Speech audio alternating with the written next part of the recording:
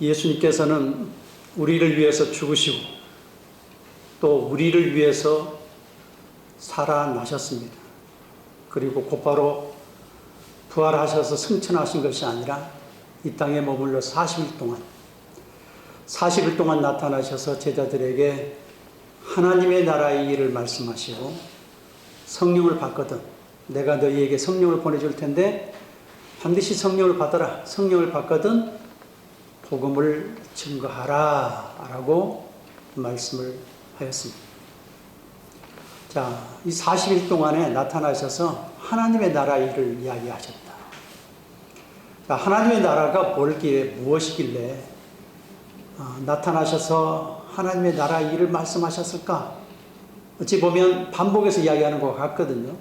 그동안 3년 동안 공생의 생활을 통해서 그가 가르치고 또 동고동락했던 모든 그 삶의 내용을 압축해서 하나님의 나라라 이렇게 표현하고 있는 겁니다.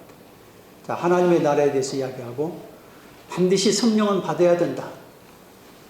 나를 대신해서 너희와 함께 역사할 그 성령을 너희가 받거든 반드시 받아야 되고 받거든 성령을 통해서 나를 증거하는 삶이 되라 라고 이야기를 하고 계신 거죠.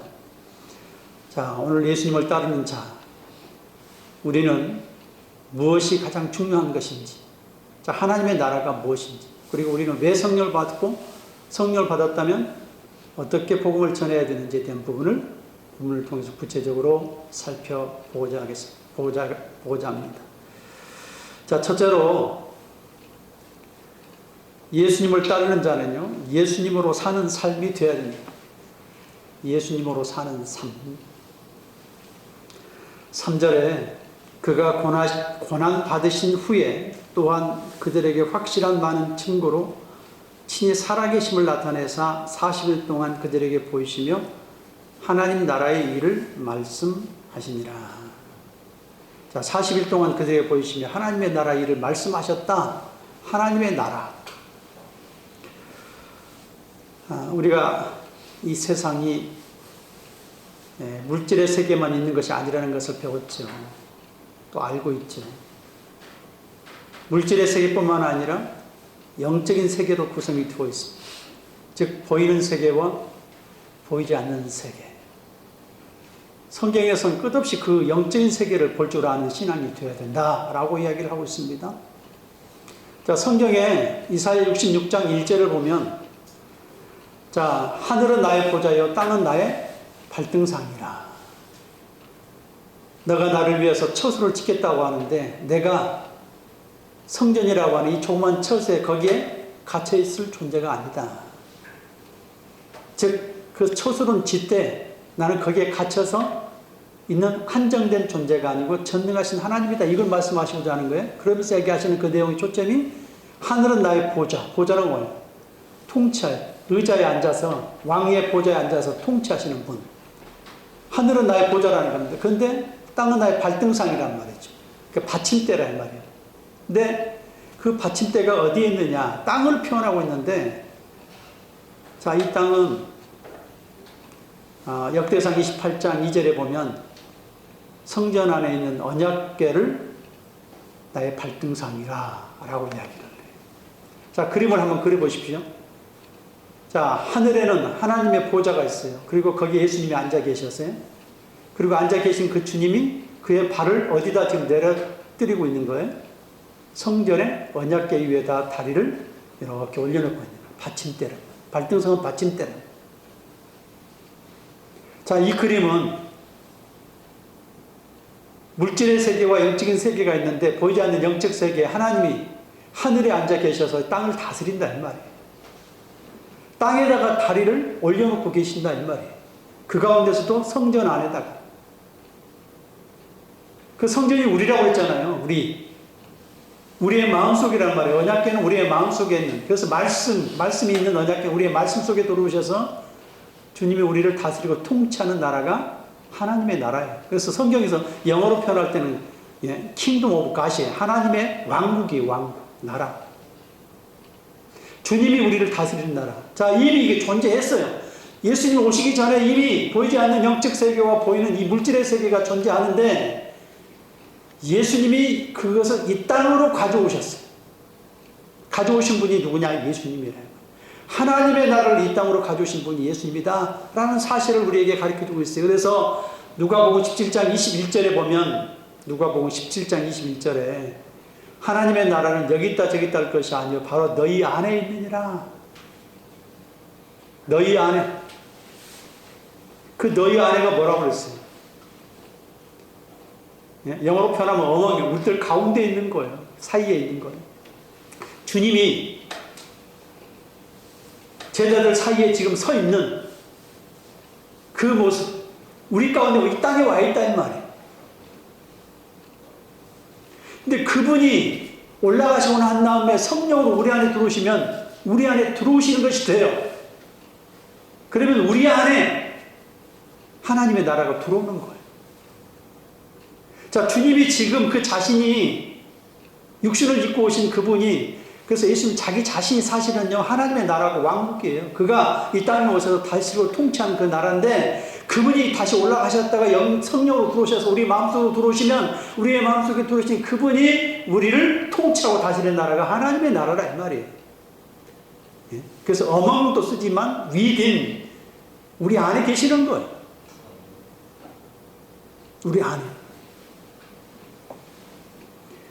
그렇게 오셔서 우리를 다스릴 것이라고 하는 것은 성경을 통해서 계속해서 이야기하죠. 이사야 9장 6절 7절을 보면은요, 한 아들을 낳게 될 것인데, 한 아들이 와서 다윗의 보좌, 다윗의 그 왕의 자리에 앉아서 통치하고 다스려 군림하신다. 군림하셔서 한 나라를 세울 것이다. 그게 누구예요? 예수님이라 이 말에, 예수님께서 아들로 이 땅에 오셔서, 하나님의 아들로 이 땅에 오셔서 그가 다윗의 왕자 보좌에 앉으심으로 말미암아 그 다윗의 보좌에 앉아서 한 나라를 세운대요. 하나님의 나라. 하나님의 왕국을 세우신대요. 그리고 누누이 반복해서 이야기했던 다니엘서 2장 45절에도 보면 손대지 않는 돌. 여러 번 반복해서 손대지 않는 돌이 누구라고 했어요? 예수님이에요. 이 손대지 않는 돌이 편만하게 온 세상에 퍼져요. 손대지 않는 돌이 예수님이라, 예수님. 그게 하나님의 나라예요. 자, 보세요. 보이지 않는 하나님의 나라가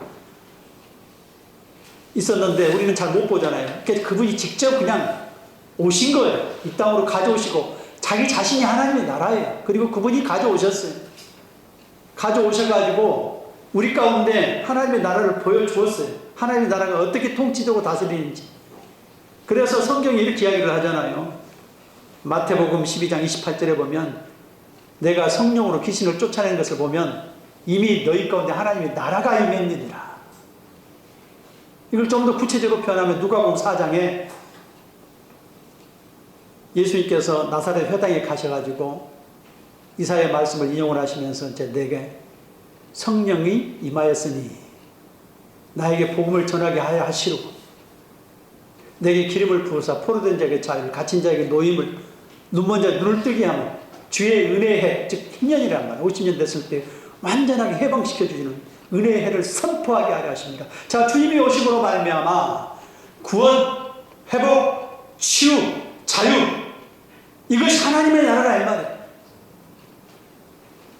자, 예수님이 가져오신 나라, 예수님이 통치하는 나라, 그 하나님의 나라라는 것은 하나님의 왕국이에요. 그 주님이 오셔서 자기 자신이 하나님의 나라고, 그분이 오심으로 말미암아 이 땅에 하나님의 나라가 지금 들어왔는데, 그 하나님의 나라의 특징을 가만히 보니 귀신이 쫓겨나가고 병든 자가 고침을 받고 회복되고 치유되고 낫고 이런 역사들이 쭉 나타나는 것이, 이게 하나님의 나라라는 말이에요.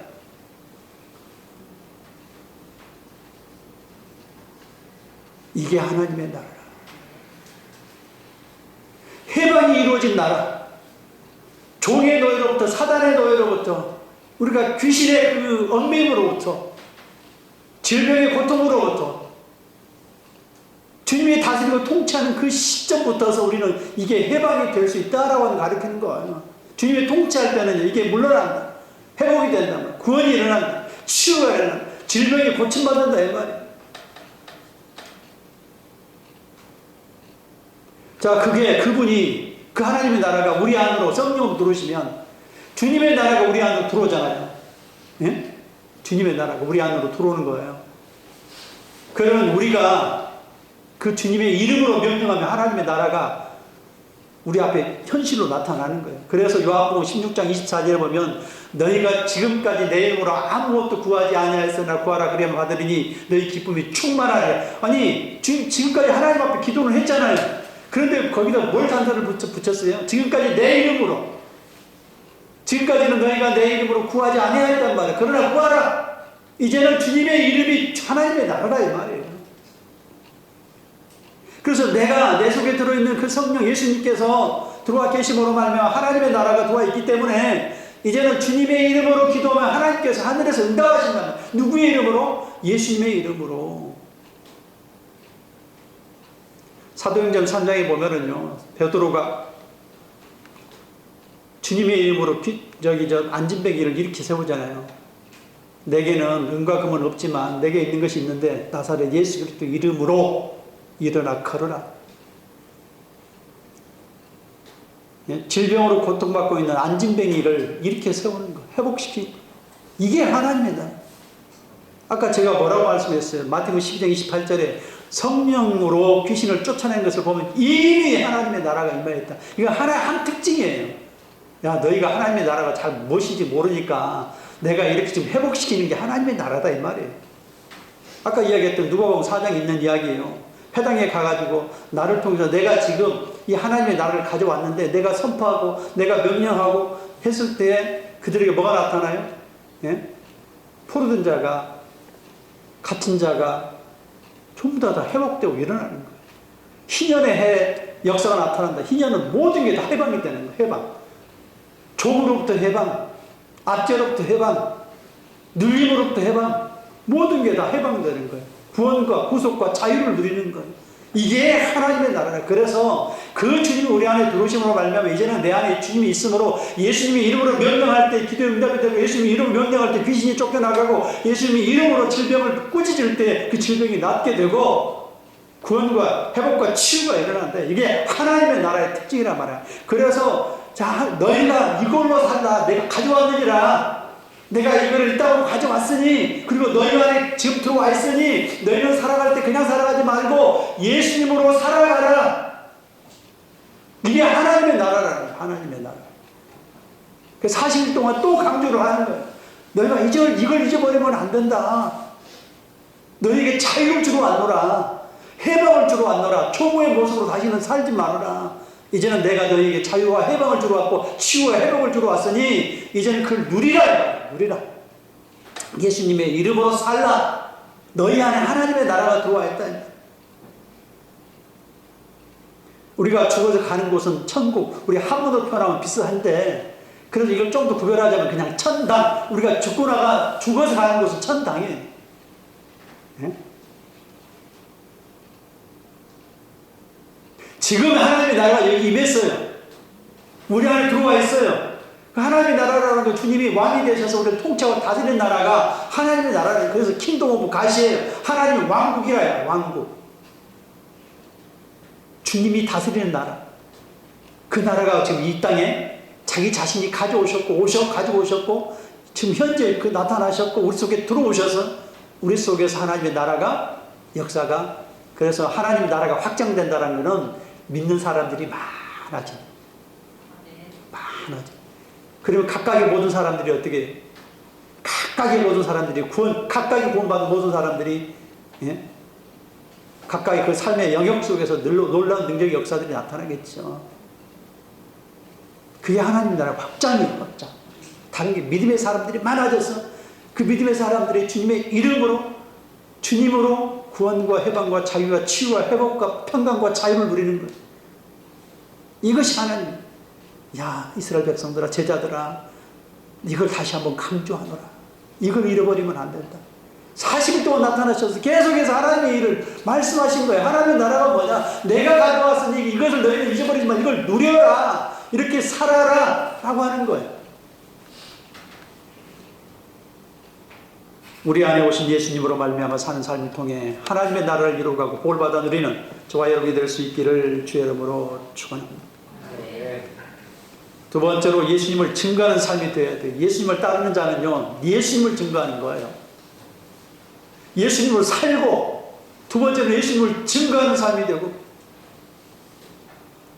6절, 7절, 8절 보면 그들이 모였을 때 예수께 여쭈어 이르시되 주께서 이스라엘 나라를 회복하심이 이때니까 하니 이르시되 때와 시기는 아버지께서 자기의 권한에 주셨으니 너희가 알 바 아니오 오직 성령이 너희에게 임하시면 너희가 권능을 받고 예루살렘 온 유대와 사마리아와 땅끝까지 이르러 내 증인이 되리라 하시니라. 자신 안에 있는 예수님을 증거하는, 자, 우리 안에 들어오셨어요. 예수님 성령으로 들어오셨어요. 자, 우리가 우리 안에 있는 예수님을 이제 증거해야 되는데, 여러분 제가 바주에서 자주 반복해서 이야기하는 것 중에 뭐냐면, 우리가 간증할 때도 자기를 간증하는 사람이 많아요.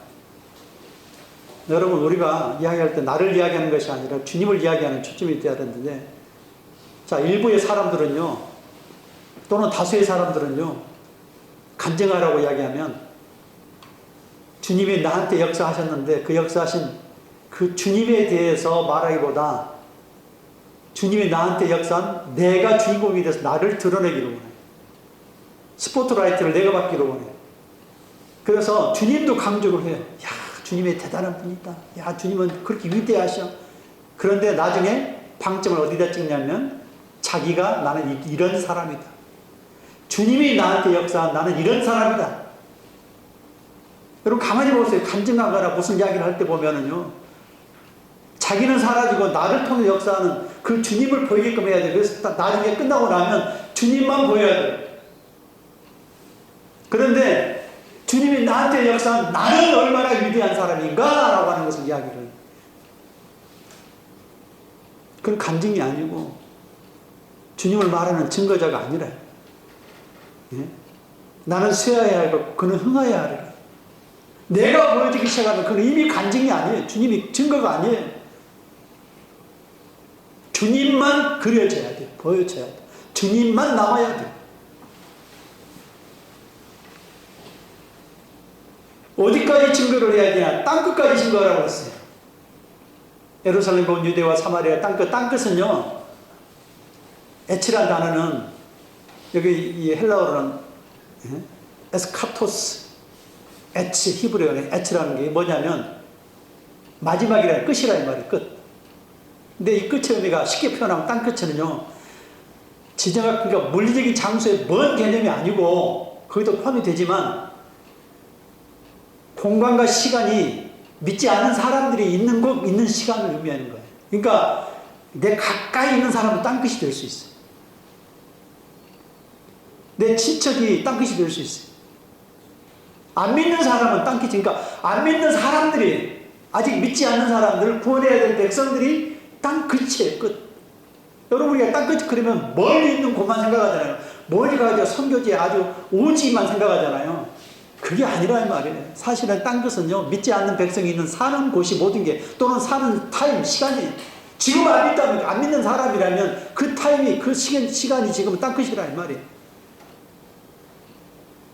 땅끝은 그러니 가까이 있을 수도 있고 멀리도 있을 수 있고요. 우리 안에 우리 주변에 믿지 않는 사람이 있다라면, 또 지금 현재 안 믿는 사람이 있는 그 시간이라고 하면 전부 다 땅끝이 된다. 그들을 향해서 나가라. 그들을 향해서. 그러니까 우리가 모든 사람이 다 안 믿는 사람을 향해서 나가는 모든 곳이 땅끝이라. 그럼 내 옆에도 쳐다봐야 되고 멀리도 쳐다봐야 되고. 그런데 뭘로 증거하라고 그랬어요? 성령이 임하기 전까지는 가지 말아라. 이 말은 뭐예요? 성령으로 증거하라 이 말이죠. 왜요? 성령으로 하지 않으면 절대 열매를 못 맺는다. 성경에서 뭐라고 이야기해요?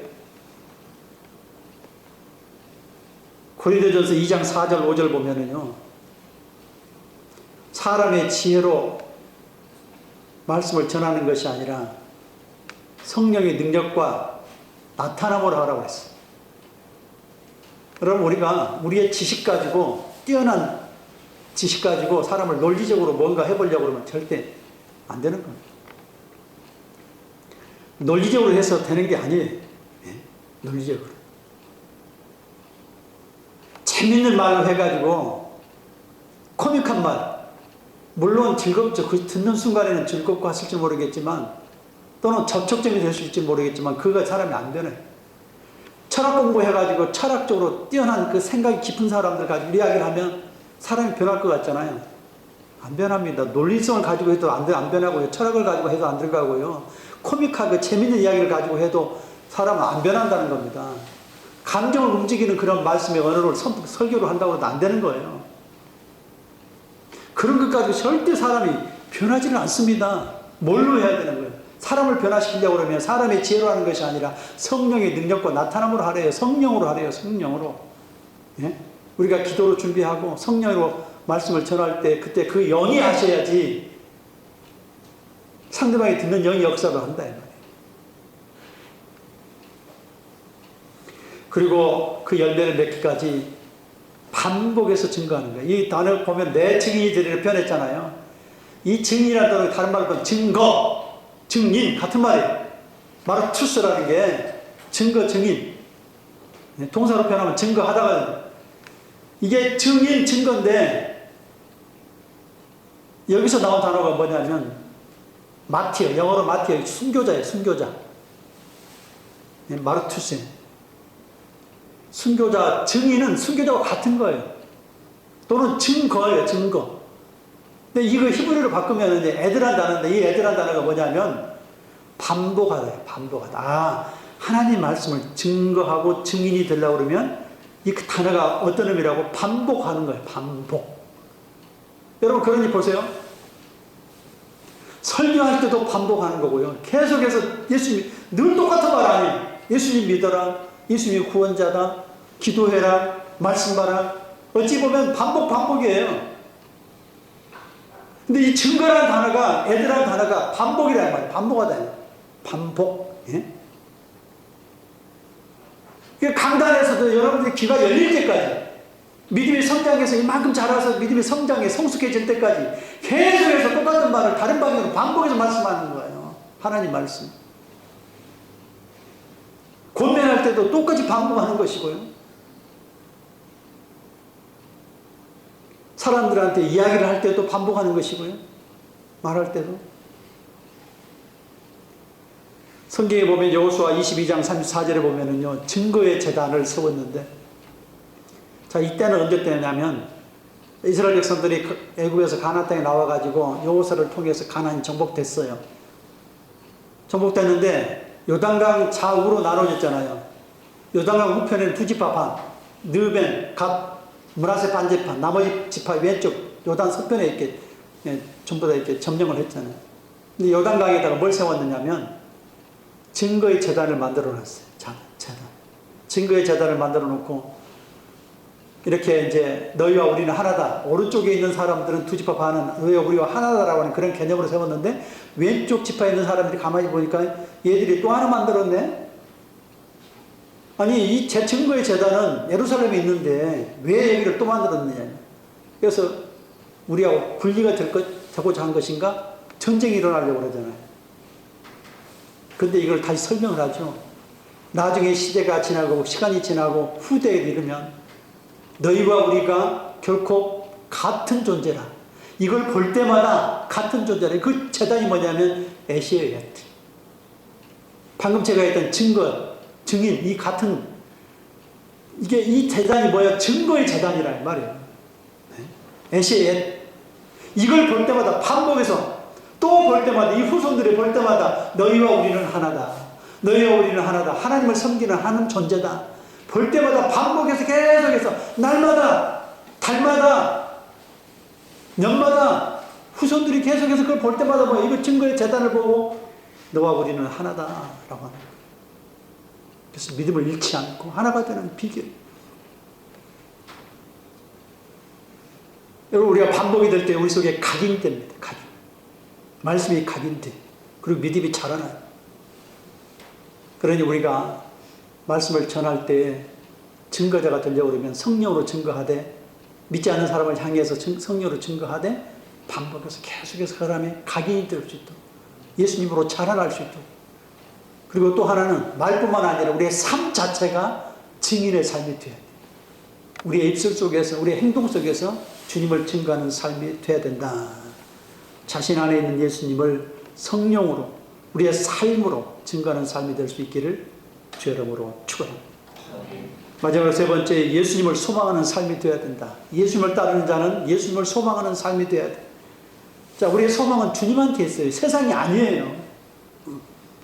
자, 9절부터 11절까지 이 말씀을 마치시고 그들이 보는데 올리어져 가시니 구름이 그를 가리어 보이지 않게 하더라. 올라가실 때 제자들이 자세히 하늘을 쳐다보고 있는데 흰옷 입은 두 사람이 그들 곁에 서서 이르되 갈릴리 사람들아 어찌하여 서서 하늘을 쳐다보느냐. 너희 가운데 하늘을 올리신 예수는 하늘로 가신 본 그대로 오시리라 하였느니라. 다시 오실 예수님을 소망하는 것. 자, 예수님의 재림오시면 심판이 이루어져요. 그러면 심판 전까지 우리에게는 기회예요, 기회. 자, 이거는 경고의 메시지예요. 의미에서 기대의 메시지, 소망의 메시지. 자, 다시 주님이 오시면요, 심판이라는, 심판. 끝나는 거예요. 우리는 그 안에 지금 이 주어진 시간이 기회라고 하는 거예요. 그래서 육신을 입고 있을 때 기회라는 거예요. 여러분, 우리가 이 성경에서 누가복음 16장에 보면 부자와 나사로를 통해서 이야기해 준 게 있잖아요. 지금 육신을 입고 있을 때가 기회라는 이 사실을 우리한테 가르쳐 주는 거예요. 주님이 다시 오면 끝이 납니다. 더 이상 기회가 없어요. 믿고 싶어도 못 믿어요. 구원하고 싶어도 못 얻어요. 육신을 입고 있는 이때가 지금 기회고 이 기회를 붙잡아 선용할 수 있어야 돼요. 부자와 나사로의 사건이 뭡니까? 그렇게 부자는 잘 먹고 잘 살다가 죽어서 지옥에 가고 나사로는 그 가운데 고통 가운데 살다가 주님을 기억하고 살아가는 삶 속에 천국 갔습니다. 그런데 부자 가서 보니까 지옥이 정말 있더라는 거예요. 불타는 고통 가운데 있어서 야, 이곳은 절대 와서는 안 되는 곳이구나. 너무너무 고통스러우니까 나를 보내달라는 거예요. 이 생으로 보내주어서 내 형제 다섯이 있는데 그들에게 정말 지옥이 있더라. 그건 오지 말아야 될 곳이더라. 가서 이야기를 해야 되니까 좀 보내달라는 거예요. 그랬더니 뭐라고 이야기하셔요? 갈 수가 없다. 이미 여기를 건너온 자는 갈 수가 없는 거예요. 거기에 누가 있느냐면 모세가 있고 선지자들이 있고 복음을 전하는 자들이 있다는 거예요.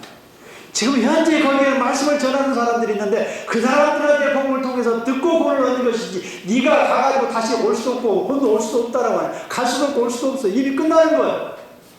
영적인 존재가 되면은 더 이상 우리는 끝이 나요. 오고 갈 수 없어요. 여러분, 그러니 영적인 존재 귀신이 이걸 흉내내잖아요. 우리는 죽으면요, 천국과 지옥의 둘 중에 한 군데예요. 다시 이 땅으로 올 수 없어요. 귀신은 내가 너희 몇 대 조상이니라 하고 나타나가지고 나한테 잘해라 그러잖아요. 예? 그게 속이잖아요. 그 속지 마세요.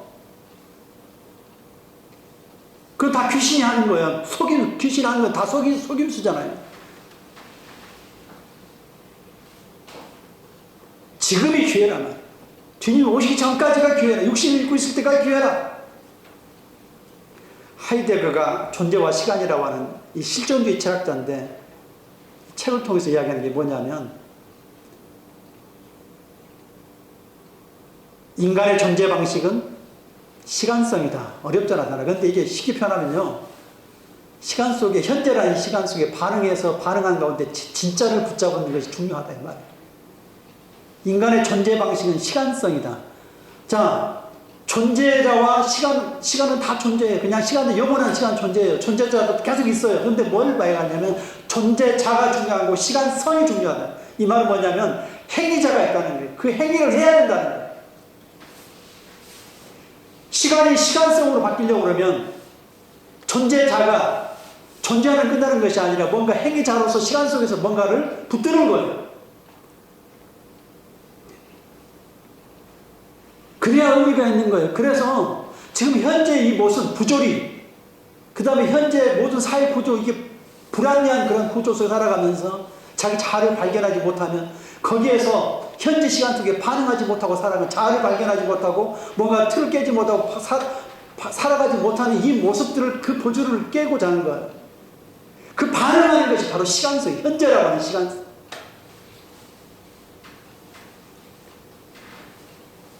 여러분, 우리가 정말 중요한 게 뭐냐면요, 모든 사람이 똑같이 시간이 주어졌는데 그 시간 속에서 주님을 붙잡는 게 제일 중요해요. 전도서가 뭘 말하고자 하신지 아십니까? 전도서는요, 헛되고 이게 솔로몬이 이야기한 거예요. 솔로몬이 다 가졌잖아요. 부귀, 명예, 권력, 예? 아까 얘기했던 모든 재산 다 가져갔어.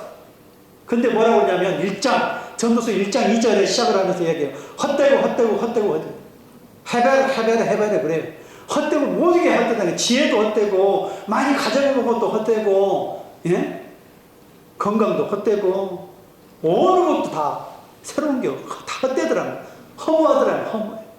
그러면서 한 가지 강조하잖아요. 전도 12장 1절과 7절에 이야기하잖아요. 곤고한 날이 이르기 전에, 너가 죽기 전에 말이에요. 너가 곤고한 날이 이르기 전에 창조자를 기억하라는 거예요. 주님을. 그 시간 속에서 주님을 만나야 되는 거예요. 우리의 주어진 시간 속에서 주님을 만나는 게 중요해요. 주님을 만나야 돼. 전도자를 기억해야 돼. 주님을 기억해야 돼. 창조자를.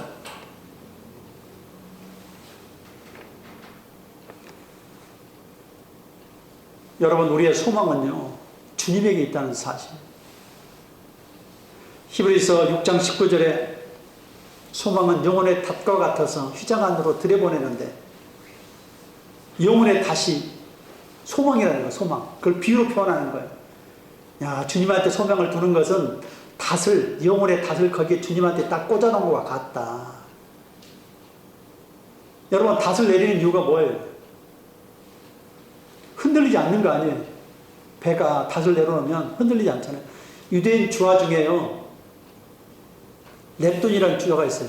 그 다른 말로 프루타라는 주화인데, 렙돈, 성경에 나오잖아요. 가난한 가부가 2렙돈을 든 가장 작은 동전의 단위, 오늘날 표현하면 채 500원도 안 될 거예요, 아마. 오늘날 이 가치, 우리 한국은 환전의 가치로 따져도 500원도 안 될 거랍니다. 가장 작은 동전의 단위인데, 거기에 앞면에는 닷이 그려졌고요, 뒷면에는요, 다윗의 별이 그려져 있어요. 이게 뭐냐, 다윗의 별은 주님에게 소망을 한다, 이 말이에요. 주님에게 소망을 두고, 그 다음에 닷을 어떻게, 거기다 들이우는 거예요. 우리가 살아가는 삶에 이스라엘 백성들이 뭐예요? 신앙의 관점, 그 돈을 통해서 녹여놨잖아요. 하나님에게 소망을 두고 모든 소망은 주님으로부터 나온다. 다윗의 별이신 하나님. 그럴 때 어디에요? 휘장 안에 어떻게? 지성소가 있는 것도 아니에요. 주님의 임재가 있는 것도 아니에요. 자, 그러면 소망을 우리가 주님한테 줄 때 이걸 뭘로 표현한다고? 영혼의 닷이잖아요. 영혼의 닷을 그 안으로 딱 휘장 안에 들어가면 임재 가운데 들어가는 것 같다, 이 말이에요. 야, 우리의 소망을 주님한테 두면은 주님의 임재 속으로 들어가는 거예요. 소망이 그러야 돼요. 소망이. 그러면 흔들리지 않다. 흔들려도 다시 원위치로 돌아와요. 왜? 주님 안으로 들어가는 건 있는 상태니까. 흔들려도 다시 복원력을 가지고 돌아오게 되고, 결국은 어떻게 돼요? 승리하게 된다. 자, 세상을 소망하고 세상이 소망이 아니라는 사실을 깨닫고, 세상이 아닌 예수님의 소망을 두는 삶을 통해서 구원 얻고 승리하는 저와 여러분이 될 수 있기를 주의 이름으로 축원합니다.